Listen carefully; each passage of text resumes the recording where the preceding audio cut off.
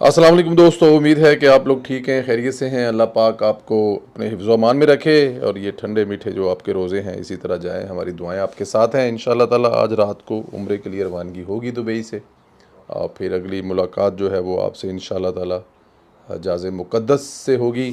मेरी दुआएं वहाँ पर आप लोगों के साथ होंगी इंशाअल्लाह ताला। जिन दोस्तों ने दुआओं के लिए कहा और जिन्होंने नहीं कहा, सब के लिए दुआएं होंगी जब पहली नज़र पड़ेगी खाना काबा पर इंशाअल्लाह ताला। आप लोग अपना भी ख्याल रखें, मेरे लिए भी दुआ करें। सलामत रहें, खुश रहें। चैनल को ज़रूर सब्सक्राइब करें, बेल आइकन को भी प्रेस करें, लाइक करें और कमेंट्स ज़रूर करें और व्हाट्सअप ग्रुपों में इसको शेयर ज़रूर करें। दोस्तों, खैबर पख्तूनख्वा हुकूमत से वफाक और पंजाब से धमकियों का सिलसिला ताहाल जारी है। कभी वहाँ का वज़ीर आला ललकारता है और कभी इसके कारिंदे। खैबर पख्तूनख्वा के मशीर इतलात बैरिस्टर मोहम्मद अली सैफ ने कहा है कि मरीम नवाज साहिबा को मुतनब्बा करना चाहता हूँ। परवेज़ लाई पर तशद्दुद साबित हो गया तो आपके ख़िलाफ़ फ़ौजदारी मुकदमात दर्ज किए जाएंगे। अंदाज़ा करें बैरिस्टर सैफ जैसा कारिंदा कैसे पाकिस्तान के सबसे बड़े सूबे की वज़ीर आला को मुकदमे की धमकी दे रहा है। बैरिस्टर सैफ गैर मुंतहिब है, गंडापुर की इमां पर मरीम नवाज़ को सूबे में फ़ौजदारी मुकदमे की धमकियाँ दे रहे हैं। अंदाज़ा करें ज़रा कि ये मतलब अब चौधरी परवेज़ लाई साहब पे तो आते हैं ना, इस उम्र में उन्होंने गिरना ही है, कौन सा इस उम्र में उन्होंने फुटबॉल के गोल करने हैं। लेकिन आप ज़रा इस अंदाज़ा करें कि ये मामलात को किस तरफ लेके जाना चाहते हैं। पहले गंडापुर साहब जो हैं वो खुद थोड़ा इस मूड में थे, तो अब वो थोड़ा सा खुद थोड़े से लाइट से कुछ उनको समझाया गया है तो उन्होंने आगे एक कारिंदा कर दिया जो मरीम नवाज साहबा को धमकियां दे रहा है। खैर, परवेज़ लाई साहब जेल के वाशरूम में गिरकर ज़ख्मी हुआ है। जिस उम्र के हिस्से में चौधरी साहब हैं, इसमें इन पर तशद्दुद वाली बेवकूफ़ी कौन करेगा और प्लस चौधरी साहब की बेवकूफ़ी क्यों करनी है या क्या ज़रूरत है चौधरी साहब बेवकूफ़ी। लेकिन दीदा दलेरी देखें, ये बराह रास्त मरीम नवाज़ को ही मुकदमे की धमकियां दे रहे हैं। इससे कबल गंडापुर ने मरीम नवाज़ को गिरफ्तारी की भी धमकी दी थी। सवाल ये पैदा होता है कि क्या ऐसा सूबा चलेगा? क्या सूबा यूं एक दूसरे सूबे के वज़ीर आला को धमकियां देकर चलाना है आपने? इससे कबल उन्होंने खैबर पख्तूनख्वा में राणा सनाउल्लाह के ख़िलाफ़ मुकदमा दर्ज कराने का भी ऐलान कर रखा है। जब ऐसे होगा तो फिर वफाक के पास खैबर पख्तूनख्वा में गवर्नर राज लगाने के अलावा कोई ऑप्शन नहीं बचेगा। ये जो गवर्नर राज लगने वाली बातें हैं ना, ये शुरू से हो रही हैं, पहले दिन से हो रही हैं। और अगर आप लोगों ने यही रवैया रखा, ये जो रवैया आप लोगों ने अपनाया हुआ है, तो फिर जाहिर है वो तो एक ऑप्शन है ना मरकज़ के पास कि अगर आप सूबे में इस किस्म की बदमाशी करेंगे, मरकज़ के साथ नहीं चलेंगे और दूसरे सूबों को आप धमकियां लगाएंगे और वहाँ से एक जो बेवकूफ़ों की जो फ़ौज है वो लेकर दूसरे सूबों पर चढ़ाइयाँ करेंगी, तो फिर ये ऑप्शन तो ज़ेरे बहस आएगी ना। लेकिन अभी अभी टू अर्ली है। लेकिन मैं पहले वीलॉग से ये बात कर रहा हूँ कि इनके रवैये ऐसे हैं, ये चीज़ों को उस तरफ लेके जा रहे हैं जिसमें वफाक को कोई ऐसा स्टेप लिया जा चाहिए। अच्छा, एक तरफ वफाक और पंजाब को धमकियाँ दी जा रही हैं और दूसरी तरफ अपनी मनपसंद अफसरान सूबे में तैनात कराने के लिए मिन्नतें और तरले भी किए जा रहे हैं। गंडापुर ने चीफ सेक्रेटरी के लिए 3 नाम वफाक को भेजे हैं। जोर डाला है कि मेरी पसंद का बंदा चीफ सेक्रेटरी लगा दें। लेकिन वज़ीर-ए-आज़म हाउस में चीफ सेक्रेटरी खैबर पख्तूनख्वा के नामों की समरी रोक ली गई है। वफाक की जानिब से अभी तक चीफ सेक्रेटरी खैबर पख्तूनख्वा के नाम की मंजूरी नहीं दी गई। वज़ीर आला अली अमीन गंडापुर ने चीफ सेक्रेटरी की तैनाती के लिए वफाक 3 नाम दिए थे। खैबर पख्तूनख्वा में चीफ सेक्रेटरी के लिए शहाब अली शाह, मुनीर आज़म और डॉक्टर शहजाद बंगश के नाम शामिल हैं। अली अमीन गंडापुर ने शहाब अली शाह को चीफ सेक्रेटरी लगाने की सिफारिश की है। लेकिन अब ये तो मरकज़ है ना, मरकज़ को आपने 3 नाम भेजने होते हैं।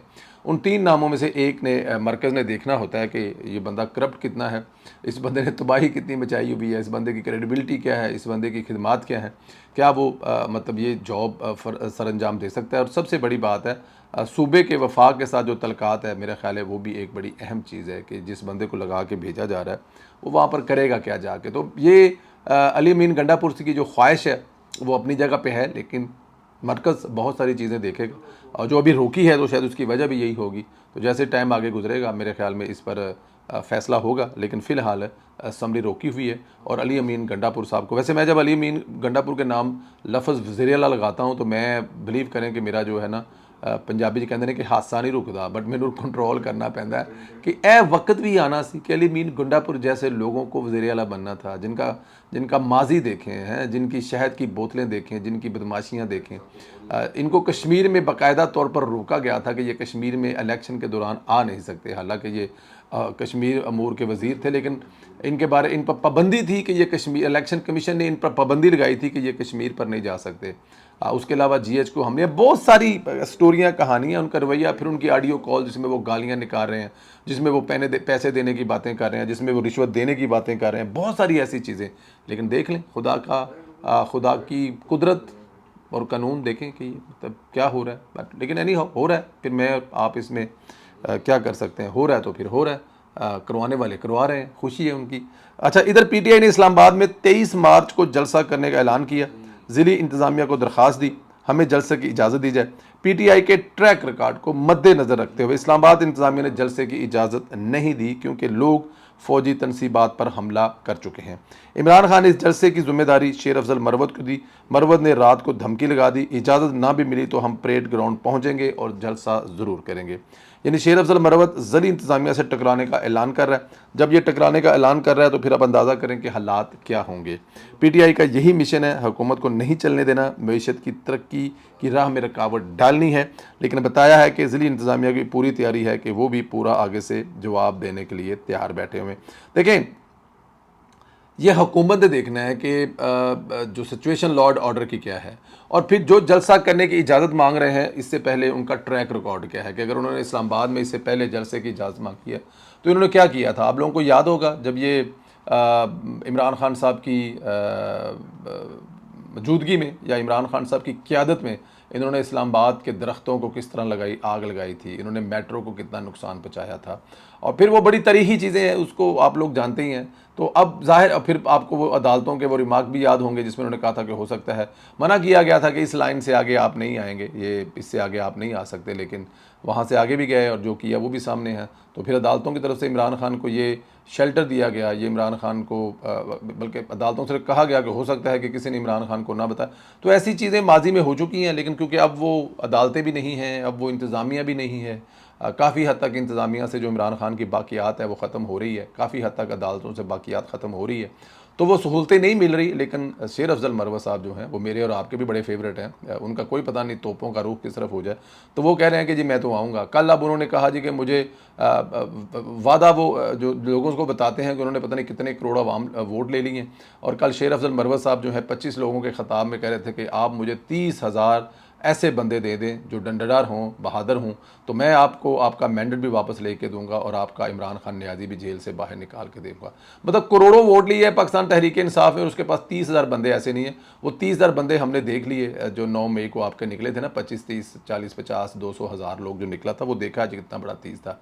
और फिर इस चीज़ को लेके शेर अफजल मरवत पर भी काफ़ी तनकीद हो रही थी कि पहले आप अपने भाई को जो आपने वज़ीर आला का मशीर लगवाया उसको पहले स्टेप डाउन करवाएं, क्योंकि आप भी वही कर रहे हैं जो पिछले करते थे। तो ज़ाहिर है पार्टी कारकुन की बात है। बहरहाल शेर अफजल मरवत धमकियाँ लगा रहा है, लेकिन जलसे की इजाज़त नहीं मिली। कल के वीलॉग में मामला उठाया था कि इमरान खान को जेल में इयाशी वाली ज़िंदगी दी गई है, लाखों रुपये खर्च हो रहे हैं, खाने से लेकर रहायशी यूनिट बनाकर दिए गए हैं। जब एक बंदा जेल की तरह रह ही नहीं रहा, जब उस पर जेल वाली तकलीफ़ उस पर लागू ही नहीं है, जब जेल वाला माहौल नहीं देख रहा, वो बग़ैर AC के सो नहीं रहा, वो कमरा जिसी के अंदर वाशरूम है, उसकी कोई दीवार नहीं है, नहाने के लिए उसको कपड़ों समेत नहाना पड़ता है, तो उसको तकलीफ़ का क्या पता हो। वो तो ऐसे ही रह रहा है जैसे बनी गाला और ज़मान पार्क में रह रहा है। तो इमरान खान, ये जो करोड़ों इस कौम का ख़र्च उस पर हो रहा है, उसके बाद उसको जेल वाली तकलीफ़ कहाँ महसूस होनी है। खैर, इस पर नोटिस हो गया। सेनेटर इरफान सिद्दीकी ने इमरान खान को जेल में दस्तयाब सहूलियात से मुतल्लिक़ हक़ाइक़ सामने लाने का मुतालबा करते हुए रिकॉर्ड मांग लिया है। सेनेटर इरफान सिद्दीकी ने 179 दिनों में बानी PTI से 65 अफराद ने 976 मुलाकातें की। इस हवाले से भी हक़ाइक़ सामने लाने के लिए उन्होंने तफसीलात मांग ली हैं। इमरान खान के 179 दिन में 30 लाख रुपए से ज़ायद खाने के अखराजात के बारे में भी हक़ाइक़ कौम के सामने लाए जाएंगे। खसूसी रहायश यूनिट पर 1 करोड़ रुपए के अखराजात के बारे में भी कौम को बताया जाएगा। ये भी इतलात है कि अब इमरान खान को असल कैदियों वाला ही खाना दिया जाने का इम्कान है।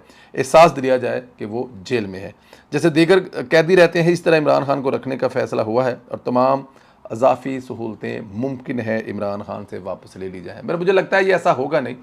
कहने की हद तक ठीक है, लेकिन इमरान खान इस बात को मानना पड़ेगा कि इमरान खान के लाने वाले जो हैं वो किसी ना किसी तरह से आज भी उसको वो सहूलतें फ़राहम करने की कोशिश कर रहे हैं। मुझे नहीं पता कि इमरान खान को 2-2.5 साल या 3 साल या 4 साल बाद फिर दोबारा वहीं पे लाके खड़ा करना है जहाँ से उसको हटाया गया, ये अल्लाह बेहतर जानता है।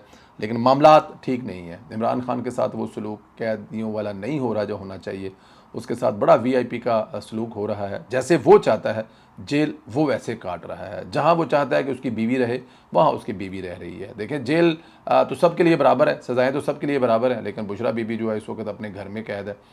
मतलब ज़ाहिर है बनी गाला इतना बड़ा घर है, वहाँ पे मुलाजम नौकर चाकर हैं, उस घर के अंदर ही है ना।